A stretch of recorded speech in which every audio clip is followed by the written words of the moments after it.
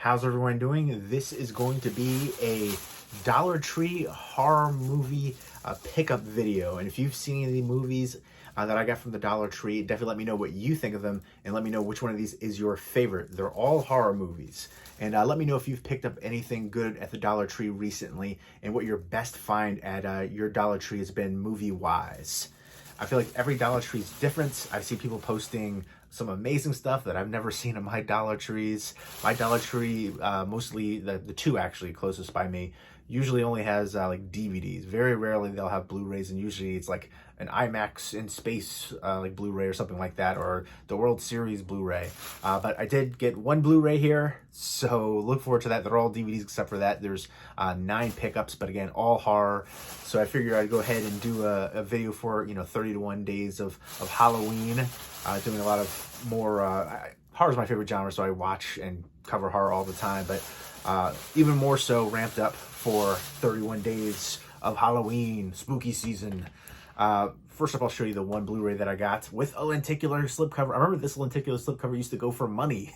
Now it's at the Dollar Tree, which is wild. A lot of magnet releases have been at the Dollar Tree, but I see like bigger studios too, like a lot of Warner Brothers titles, like from 3 years ago, are now making it to the Dollar Tree. Fox titles, Sony even. So a lot of bigger studio ones, but there's some well-go titles where there was a bunch there, but this is the Ultimate Undead Edition, Survival of the Dead from George A. Romero. This gets a lot of hate. I do enjoy this one, but it's not perfect. It is flawed. I don't really care for the ending of it with the horse, but it's an interesting concept, and it's something that we've seen before. But I think it's decently entertaining up until kind of like the ending. It's zombies, of course, and a group of people go to this island, and the island is kind of ruled over the O'Flynn's and Muldoons, who have conflicting ways of how to deal with zombies. The O'Flynn's are, essentially shoot to kill, and then the Muldoons want to quarantine them and keep them alive and trying to discover a way to stop them from feeding on human flesh. So it's a very interesting take right there in that regard. It's not his best, but it's not his worst. Let me know what your favorite George A. Romero movie is, and your least favorite George A. Romero movie, and what your favorite zombie movie is. I know they're coming up with the recent Day of the Dead TV series, so I'm looking forward to checking that one out. I just watched the Chucky series, the pilot episode of that, which was amazing. I know they're going to do, a Hellraiser series, and they're going to do, I know we did last summer series, so a lot of horror TV shows coming out, and I'm excited for that. But awesome lenticular slipcover for this, and I am a fan of this movie. Again, it is flawed. There's aspects I don't enjoy about it, but overall, I do enjoy the film as a whole. So excited to see this at the Dollar Tree. One of the better finds I've seen recently. Next up, the rest are DVDs. I think only a couple of these have Blu-ray releases. The rest are DVD only, but I figured for $1, I can check them out and decide if I want to pick them up on Blu-ray later. For, again, that price point, very low risk and potential high reward. I've seen some amazing movies from the Dollar Tree that I had never checked out before, and for $1, amazing. So if you don't like them, you could trade them, sell them, whatever. You can at least make the $1 back. Flea markets even. Jackals, and this one stars Jonathan Shaish. I've seen him in a bunch of movies. He was in That Thing You Do, but he was also in Day of the Dead Bloodline from a few years ago, which was a train wreck of a movie. But this also stars Stephen Dorff. It's a cult movie, and it's a Scream Factory release. So you're seeing some Scream Factory releases out, which is crazy at the Dollar Tree. But basically, their son was kidnapped actually, they kidnapped him back. The son was, I guess, brainwashed by a cult, and he's kidnapped, and then it's his, father and mother and then brother and former girlfriend. They're trying to, convince him and, stay away from the cult and they have this guy there, Stephen Dorff, who's a cult deprogrammer. And so basically they're all there trying to get him out of the brainwashing of the cult. And then the cult comes upon the cabin, and it's, I guess, a vicious battle, and the fighters survive, a bloodbath. And that looks pretty cool. And then I guess the look right there for the killers. So for $1, I'll check this out. I know this has a Blu-ray release, and if I like it, maybe I'll upgrade it. So I'm excited to check that one out. Next up is Gremlin. Obviously, kind of a ripoff of the Gremlin name and poster art, so it's kind of similar. The holding the gift. It's a box similar, but a creature coming out of this one. Initially, I was excited. It's going to be kind of a cheesy knockoff movie, but then it's completely different, I guess. Look at that. I don't know how I feel about the CGI visual effects there, but the concept sounds interesting. It says 2 years after the murder of his 10-year-old son, this guy receives a mysterious box from a relative containing a terrible secret, a creature that will brutally kill everyone he cares about one by one. The only way to get rid of it and free himself of the curse is to give the box to someone he loves, and continuing the never-ending cycle of this ancient evil. So I like that concept a lot. It makes me think of like a Twilight Zone episode. But yeah, the cover art is intriguing to me, but the back, that CG, I don't know how I feel about it, but for $1, I figure I will give it a chance. Next up is another one that I know has a Blu-ray release. This is another Scream Factory release, and it's IFC Midnight, and I definitely like IFC Midnight films that I've seen. Let me know what your favorite IFC Midnight film. I've seen some really good ones. But this one has Robert Englund in here and Lynn Shay. So kind of, a throwback to Nightmare on Elm Street. She was the teacher back in the day. And then, she's obviously in the Insidious movies. She's been in a ton of stuff. But yeah, I love the cover to that. Super creepy. Let me know what your favorite Nightmare on Elm Street sequel is. Dream Warriors is amazing for me. One of my favorite horror sequels. I'm going to do a video on my favorite horror sequels. Aliens, it's sci-fi horror. Halloween 2. That's a great one too. I like Season of the Witch. I know it doesn't have Michael Myers in it. Should be a standalone movie, but great Halloween horror movie. I think that's the biggest thing. People think of it in that realm. It doesn't have Michael Myers. They get upset. But that was their whole concept. They weren't going to do Michael Myers anymore. If that movie did well, it was going to be, a new story for each subsequent sequel. But it didn't, and they brought back Michael Myers, and here we are, Halloween Kills. Let me know if you saw Halloween Kills and what you think of it. I've seen some, it's kind of mind-blowing. People are saying it's one of the best in the franchise, 9 out of 10s. For me, it was one of the worst of the franchise, but I don't know, you can't just excuse it as, oh, it's a slasher. What do you expect? That's a lame excuse. You expect more from your slashers. The kills were awesome, great gore effects, and I love the flashback scene and seeing Jim Cummins from Wolf and Snow Hollow. That was an amazing werewolf movie right there, unique take on it, but I like him as an actor and director, Jim Cummings, so it was nice to see him in it. But besides that flashback scene and the gore effects, and the score too from John Carpenter, Cody Carpenter, everything else was pretty terrible. The dialogue, the acting, just so many scenes could have been cut out. The whole scene at the hospital could have been just all cut out. It was rough. It was definitely, for me, one of the worst in the franchise, but I feel like I'm in the minority. I'm hearing so many people rave about it. I digress. Let's get back to this one though. Midnight Man. I go off on tangents all the time, but it's kind of like an urban legend movie, I guess. They go to, a group of people go to, on a snowy night, which I'm sucked in. I love snowy setting horror movies. They go to the grandmother's sprawling mansion. In the attic, they find this mysterious box hidden away and instructions for playing the Midnight game. And it's an ancient pagan ritual, and they're, supposedly summoning the Midnight Man who plays on people's fears. And it's kind of like a dare game, it sounds like. And yeah, looking forward to checking out. The Midnight Man looks super freaking creepy right there. So, and then, Robert Englund, legend. So why the heck not? Let's check that one out for $1. A Scream Factory movie, IFC Midnight. It's crazy to see some of these ones from Scream Factory out there. But next up is a BBC series one. It's called Prey, and it's the taglines of The Hunter Becomes the Hunted. And I recently watched a movie called Hunter x Hunter with Devon Sawa, who's actually in the Chucky series twice in the first pilot episode. But Hunter x Hunter, to me, I heard a lot of rave reviews for that one. I was disappointed in that one. Very basic, straightforward. It's all about the ending. The ending was amazing, but to sit through the rest of that, very formulaic, predictable as far as who the killer is and all that. And I don't know, the ending was tremendous, but the rest was, I don't know, a bit too straightforward and formulaic for me.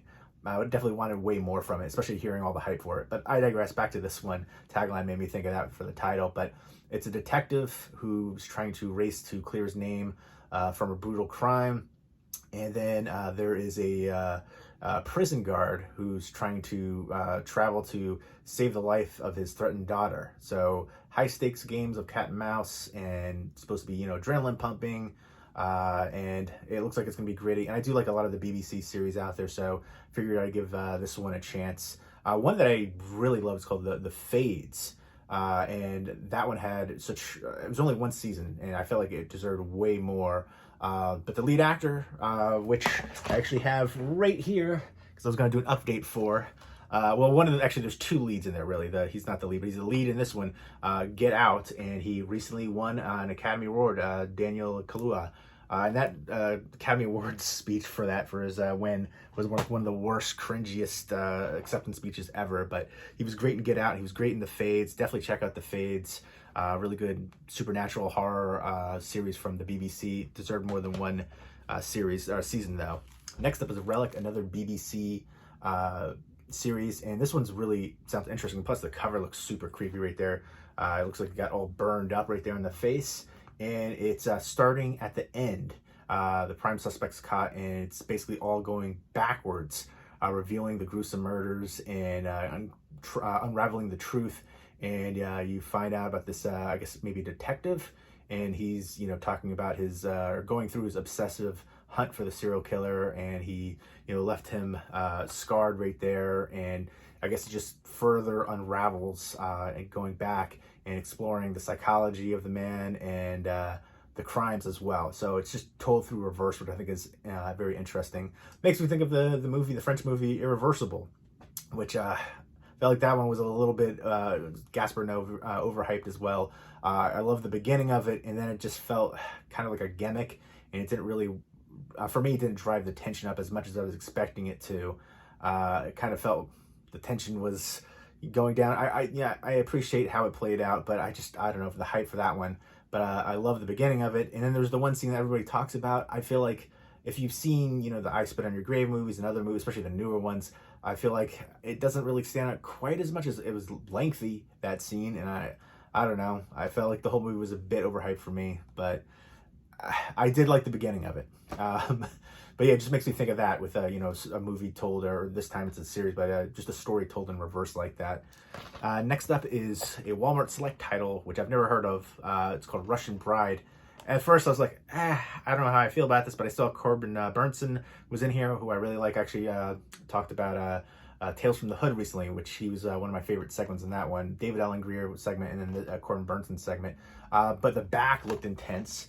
And I was like, all right, it's a Walmart Select title. The initial cover didn't draw me in, but seeing Corbin Burnson in there, and then the back definitely had me intrigued. And for $1, why the heck not? She's a Russian woman with a daughter coming to America to marry a reclusive billionaire, but he turns out to be a crazy person and has sinister plans. And they have to fight to survive. Corbin Burnson looks so friggin' intense right there too. The dentist, everybody knows Dr. Giggles. What about the dentist? The dentist needs some love. But yeah, so I see a lot of the Walmart Select titles on there, and I see a lot of Canadian releases here too, which is cool because I don't like seeing the French text on there necessarily. Sometimes they have English then the French text, but they get slipcovers and Blu-rays that we don't necessarily have here in the US, so I appreciate that. Next up, low expectations on this one. Krampus 2, I've never seen the first one. I know there's been a bunch of Krampus knockoffs since the Krampus, the big one, came out, and that has a 4K release coming up soon from Michael Dougherty. I can't wait to see Trick or Treat 2 whenever that happens, but I love Krampus. Great modern horror movie, Christmas horror movie, all-time great Christmas horror movie. I get some criticism, but for me, it's a classic. But Krampus 2, The Devil Returns, looks like it's going to be a little rough, but maybe has a snowy setting. I guess it's a small town, and a monster, the Yuletide monster punishing children that have been naughty, and the monster becomes more erratic and unpredictable, and then there's police officers trying to, save the town and save the kids, and they've been, the Christmas monster is terrorizing the town for years. So yeah, it says 5 years after the murder of his wife and disappearance of his daughter, former police officer is brought back to help hunt down the monster right here. So I'm hoping for a snowy setting. I'm hoping for some, decent aspects here, but I'm expecting rough, low budget, terrible CGI and bad acting, but who knows, maybe it can be decent. Again, like I said, I've found some gems, and that's one of the things you can find some hidden gems out there. And again, low risk, potential high reward. Next up is the Munsters. Speaking of the Munsters, this is the Scary Little Christmas. It's not the original cast. This is from 1996. But speaking of the Munsters, Rob Zombie doing the new Munsters movie. They revealed the cast. Sheri Moon Zombie, of course, as Lily Munster, and that was to be expected. I like Sheri Moon Zombie, so I'm not disappointed in that. I think she's talented and hot, and I love she plays these dirty, crazy roles, but she's hot. And I do think she's talented. I know a lot of people hate on her, but I'm a fan, and I do like Rob Zombie as well. So let me know what your favorite Rob Zombie movie is. But the other cast members, was the Jeff Daniel Phillips, I think he was 31. He's been in a bunch of stuff. But and the other guy playing Grandpa Munster, I don't know, the look to the Grandpa Munster looked a little much, a little more cartoonish than even he initially was. But I'm gonna give it a fair chance, and I do, again, like, I'm a fan, like I said, not just the music but of the movies as well, even the Halloween movies, which I know gets a lot of hate. I really love Lords of Salem. To me, that was going to be an all-time classic, great throwback to 70s witch horror movies. The last like 15-20 minutes or so kind of brought it down a bit, but I still love the heck out of that one. But then, you know, the Firefly trilogy, of course, everybody loves House of a Thousand Corpses, Devil Reject. I prefer House of a Thousand Corpses a bit more. And, you know, even Three from Hell. Again, that was all about baby Firefly, and I was cool with that. Because, again, I'm a fan of Sheri Moon Zombie. But this one, to me, it's a different cast. It's a, you know, Christmas, you know, special right here. And it does have a few, Sandy Barry, he's kind of a character actor, he's been in a bunch of things. Same with Sam McMurray, and then Ann Magnuson. And yeah, this is one, it's a 2-hour TV movie, and it's got some entertaining aspects the further you go along. I actually just recently watched this one for the first time. I like the white case in here. It's a little rough in the beginning, but by the end, it comes together a little bit more. It's not great, it's not the original cast, but it's still decently entertaining, especially if you like the characters. And there's a few other recognizable people in here too. But yeah, I don't know, it could have been better for sure. It was rough, trying to help stand out. And the elves, the crazy elves in this one, and Grandpa with all of his inventions. But yeah, it's rough. If you want to check this one out, temper your expectations big time. But it's cool to see the characters still. That's the biggest thing. And let me know if you're interested in seeing the new Munsters movie directed by Rob Zombie. I feel like there's a lot of criticism and hate out there already, but I'm a fan. I feel like you can definitely tell that he is a genuine fan, especially of horror and grindhouse, especially, you know, 70s of that era. But I don't know. I'm looking forward to the new Munsters movie. You know, I'll be honest, I expected Sheri Moon Zombie, but the other two cast members, I'm not so sure, especially seeing that one photo that they just released. But I'm hoping for good things. I do like him again. Let me know what your least favorite Rob Zombie movie is as well. Probably 31 for me. And I still, you know, like the movie, but it's my least favorite, I think, so far. But there you go. Those are the 9 pickups, all horror movies from the Dollar Tree, 1 Blu-ray and 8 DVDs. Let me know if you've seen any of them and what you think of them, and let me know which one of these is your favorite. Let me know if you picked up anything recently at your Dollar Tree and what the best thing you found at your Dollar Tree has been movie-wise. Leave me those comments down below, and I hope everybody's doing well. Take care and keep it spooky.